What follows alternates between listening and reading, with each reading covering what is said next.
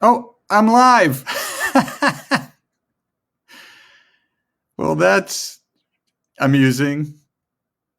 Little technical difficulties today. Welcome to the show. Welcome to Hello Millie. I'm going to bring my mom on. Hi, mom. Hi, Steve. Hi, everyone. What are we gonna do? I can talk a good story. I don't. You don't have to see me. Okay, I'll- so today's episode is uh, favorite TV shows and movies, right? yes. All right, so let's get started. What do you want to start with? Well, I think Steve, you have. You gave me a very good question. Excuse me. It's an excellent question because I had no trouble thinking about my favorite movies, and I didn't have to think long. And the first one that came to my mind, as people know me very well and know me for years, King Kong, no question. And I thought, so why does he stand out in my mind so much? Because I think that was the first movie I ever saw. And I think I was about 8 years old.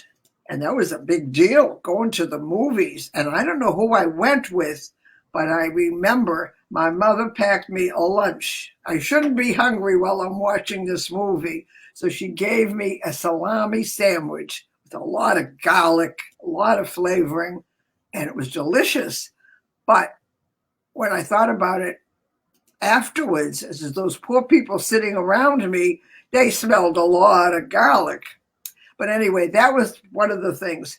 But what impressed me so much was this giant of an animal, and he made a connection with the actress Fay Ray, and she was tiny compared to him. He was such a big guy, and she was afraid of him, this giant of an animal. And he held her in the palm of his hand. I couldn't get over that. I'm a kid, and this big giant is holding this beautiful blonde girl in his hand. And he was tender, he was gentle with her, he admired her because she had courage to be in his head. She was afraid, but she still had courage. And so that's still in my mind outstanding. I did see many years later when they made a repeat of that movie, and it got good reviews, good actors, but it didn't impress me like the original. That was it. So that's still the main thing that comes to my mind. Now, that was the movie. Now, the second thing I thought of, and that was when I was 8. And then it was a long time before I had another favorite. It took many years before I had an outstanding one. And I figured at that time I was a teenager and Glenn Miller was becoming very prominent. He had his own radio show, no TV then. He had a radio show, which I listened to. Chesterfield Cigarette was the commercial. I listened to that. I think it was 7 p.m. I didn't miss that show. And I remember Moonlight Serenade. And to this day, when I hear that song, it brings back so many memories. It's a song, a beautiful melody, and it comes along with that time in my life. And that had to be maybe 18, 17, 18, 19 years old. And he was outstanding for many years. So he was my second movie that I loved. And to this day, I love that movie and that music. Everything stops. I have to hear that music. Then took a long time after that till I had another favorite. And that was when that was Seinfeld. And that had to be, I didn't make a note of that, but I think that had to be more like maybe in my 40s. And I didn't miss that show. That ran for like 10 years. I read about that. The studio company wanted them to continue. When they came to 10 years, they wanted him to go on, but he made the decision that was it. He wasn't going to do any more of those Seinfeld shows because he didn't want to spoil it. He was riding high then, and that was the last show, which was disappointing to a lot of people. They didn't like the ending, which I vaguely remember, and I also wasn't thrilled with the ending. But every person in that cast was outstanding, and to this day, they're friends, but the friends are different from each other. This one is outspoken, and this one is a flirt, and this one is crabby, and this one's crazy. So each person had their own identity, and they were outstanding. And then before you leave Seinfeld, what about Seinfeld? Whenever anyone had something to say, the other person interrupted them with their thing to say. Oh yeah. They were friends, but they were competitive. I don't know if that's the right word, but each one had their own ideas, and they conflicted with each other.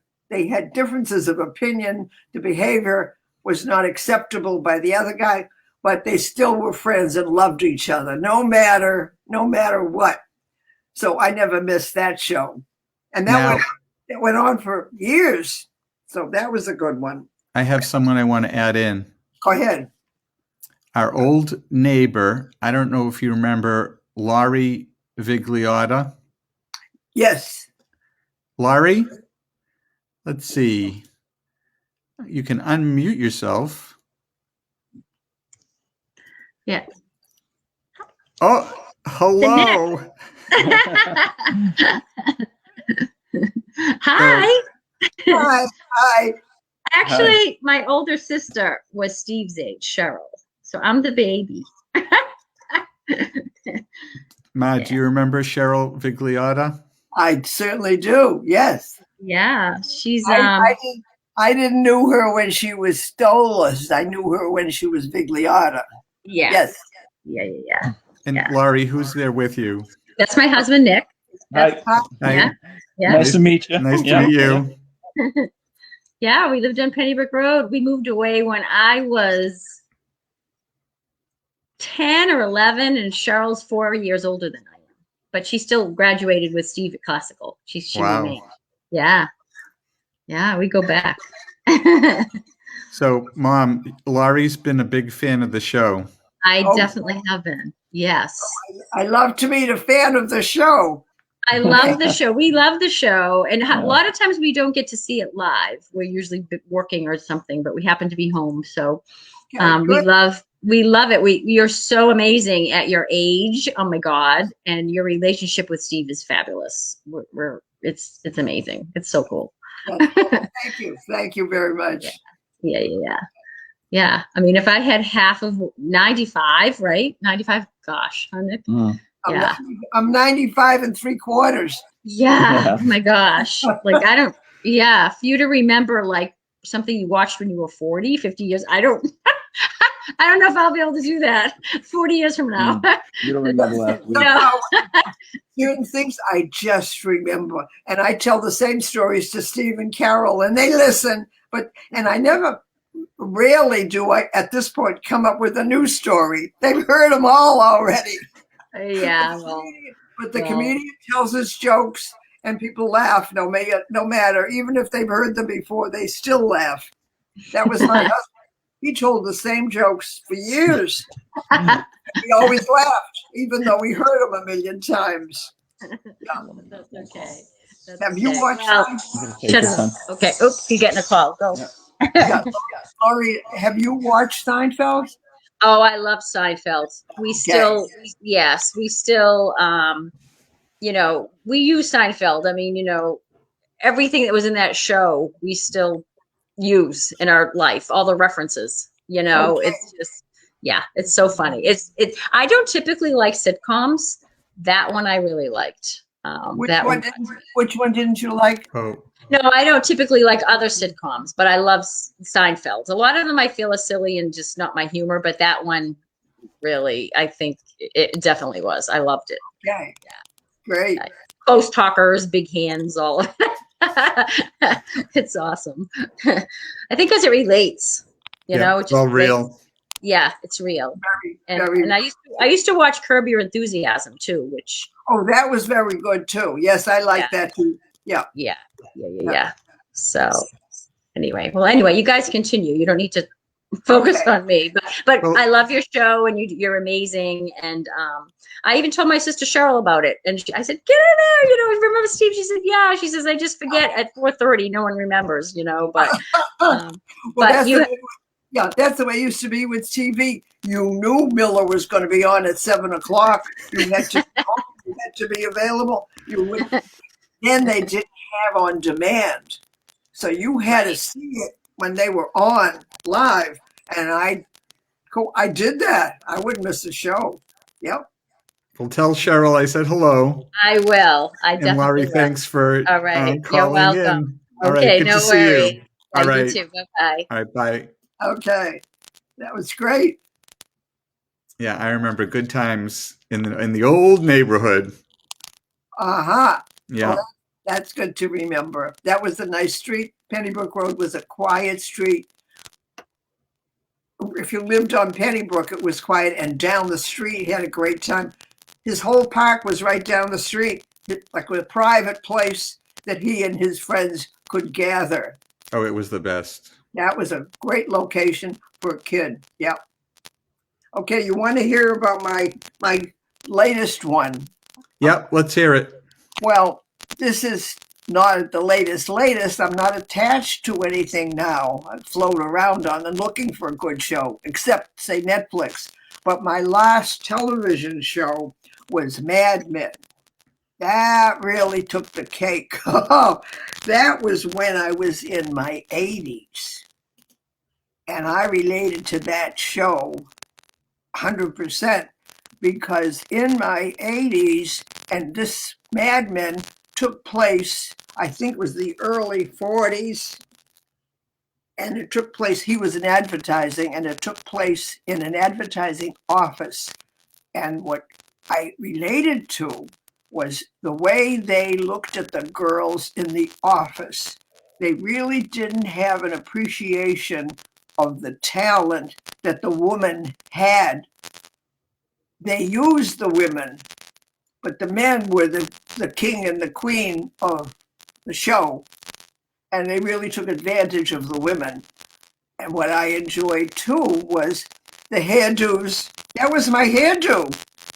The clothes, that was the clothes I wore. Yeah. So I related the hairdo, that was the hairdo. So, and the storyline was fantastic. Very, very good. And that's the only show that I can remember after the show, that night or the next day. I had a friend, I still have her, thank God. We would get on the phone and take that show apart. And what did you think he meant by that? And she gave her opinion, and we analyzed that show. And sometimes we saw that show 2 or 3 times because my friend picked up something that they suggested that I missed. And then I would say something to her about the show and my response, and she missed that. And what did they mean about that? So we were entertained by Mad Men. It just went on and on. And then when I wrote all these down and I looked at what I had written, I got the picture of what those shows meant to me. And they were a reflection of what was happening in my life at the time, one way or another. When I was a kid, and it was King Kong, so I was a kid and I looked at it like a kid would look at it. And then when it came to Glenn Miller, I was a teenager and I would dance to his music. And I thought about it more. I had one of my really good dates when Miller's music was prominent, because I went to some house party and I remember I wore a red dress and it had a big skirt. And when I turned around dancing, the skirt would go with me, turn around. And so that's where I met this fellow. And he took me to the totem pole. And if anyone in the Massachusetts area remembers the totem pole, that was a big ballroom that had, it was like a large giant living room with deep, comfortable chairs and soft lights. And good bands played, and we danced to that music. And that was when I was, like, say, 18. And then the last one that I mentioned here was Mad Men, and I was in my 80s then. And that was a reflection of the time when I worked in an office. And that's when Mad Men took place, about the people that worked, how they took advantage of the women, didn't respect them, and how the men just responded to what was going on with them. So that took me back when I was a kid through the time when I was a grown-up. And I had never realized that so much as when I listed my favorites, because those were when I was growing up and maturing. So that's my review on my television and movie life. That's amazing. Yeah. I just put it together on paper and I said, oh, look at that. I was 8, I was 12, I was 50, I was 80, and I put it all together. And then there were a few others that made an impression on me. I didn't want to make it a whole big life story. So that was it. So now I'd like to hear from Steve and what are his memorable movies and TVs. Okay, so we're going to start with Star Trek. So, when I watched this, I think when I was living at home, and I don't know if you ever remember me watching Captain Kirk and Mr. Spock. You see, you know who they are, right?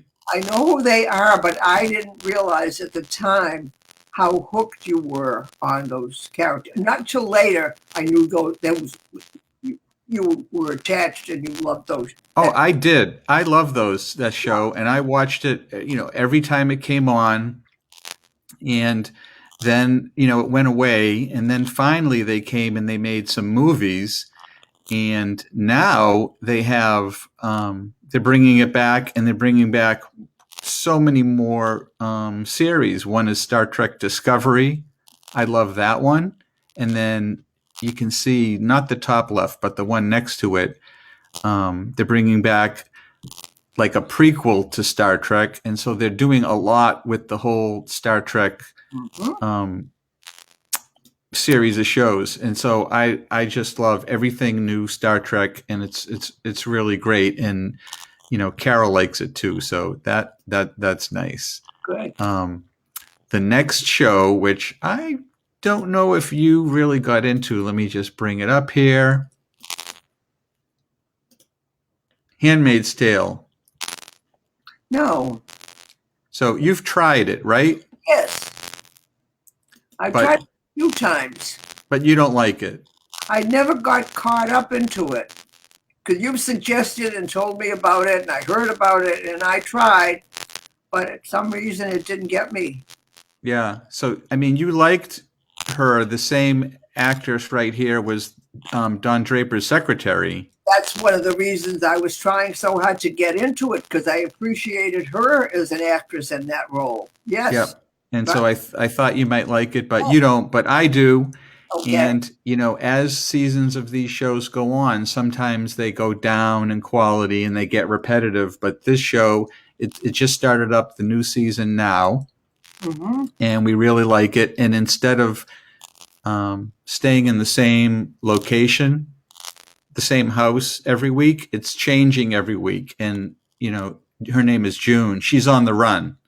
So she's at a farmhouse, and then she's here and there. So it's all different and very, interesting. They have very interesting a new locale every week, and the story writing and everything is really good on that. So we really like that. Okay. Now I'm going to skip to movies for a second here. Do you know what my favorite movie is? No, I don't. Well, my favorite movie is right here, The Fifth Element. I never watched it. Tell me. So this is a movie about a resort in space. Oh. So you take a spaceship up to the it's like a cruise ship, and it's in space. So that's the basic things that's happening. And you know what? Hey, I just noticed we have 1 million comments here. Let's just see what people are saying, and I'll get back to that. Okay. Tom Morris says Star Trek got by with minimal wardrobe and budget, but they don't look like the nicest t-shirts. He was looking at my old photos. Okay, Handmaid's Tale, was a depressing book, but well done. I had the chance to have dinner with the author, but my schedule wouldn't allow it. Oh, shoot. Oh, my. Oh, wardrobe had it easy. What will she wear this week? How about that red dress and white bonnet again? That's exactly how it was for a long time. And now, he's talking about The Fifth Element. Uh-huh. And I sat with the actress in an airline lounge once. She was indeed the fifth element. So that's a very interesting quote, which is true. Bruce Willis is in it, and he's like a space police officer, and all kinds of problems happen, and then the existence of the Earth is threatened. So they have a big detective kind of series to solve the mystery and save the Earth from the aliens. But so many things happen in it, and it's more than just science fiction because it's a comedy, it's a love story, and it has fantastic special effects. I mean, it's got a lot of things in it. You might not like it, but this is one of the movies where if I happen to see it come on TV, I'll sit and watch it, again. I'll watch parts of it again, or I'll watch the whole thing again. It's just a movie that, for me, never gets old.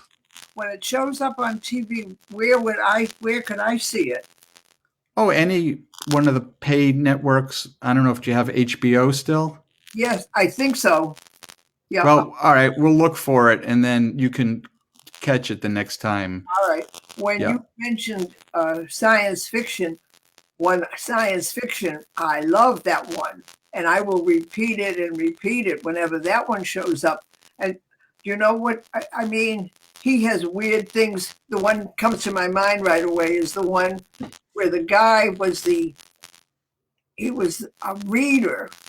He worked. Oh, you like the Twilight Zone. The Twilight Zone. And you like we both like the Twilight Zone together, and you like the episode where it's the end of the world and the guy finally has time to read. Yes. And so he goes in the library, and the library is huge. It has 1 million books, and he starts reading the books because his life is going to be the best now. And then he steps on his glasses and can't read. Oh, I love that. That was outstanding. Oh, sorry for ruining it, spoiling it. But that TV show is probably 60 years old. So I think at this time we can say what the ending was. Oh my goodness.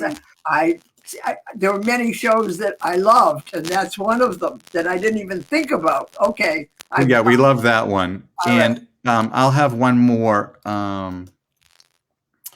Let me grab what my final show is, which is a new one. Now, this is Mayor of Easttown. Have you heard of this one? No. It's Kate Winslet. Now, do you know her as an actress? Yes. So this is on I think it's on HBO. Let me just look here if they're saying where it's at. Oh yeah, HBO. And what's the name of it again? See, it's right there on the top left. Mayor of Easttown. Okay. You could just talk that into your Xfinity remote and it will find it for you. Okay, I'm going to look at that one. So she lives in this town in Pennsylvania, and so she's British, and she had to learn this very localized Pennsylvania accent, and she's extremely convincing in the character. And I was just reading some more about it today, and she had a rule that there was no, when they do hair and makeup for the TV shows, she made the rule that everybody had to have hair like they just got out of bed. Ha! So she's always kind of looking like a slob. She's always unkempt. She doesn't care what she looks like. She's just trying to, solve crimes. Okay. And it's very realistic, very interesting. It's a good show. It sounds like I'd like it. You talk about detective shows and messy people. How about that show? I love that one too, where he was a very fussy perfectionist. Oh, you liked Monk. Monk was a very good one. I watched him. Oh, that's interesting. Yeah, you liked Monk, so you might like this. All right, I'm going to check that out too. Okay. How about Columbo? Did you ever watch that? I did, but I don't remember Columbo. Was he Monk in it too? He was disheveled.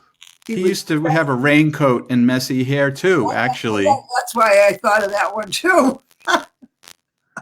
Gee, I could do a show and get me in the morning when I wake up with the messy hair.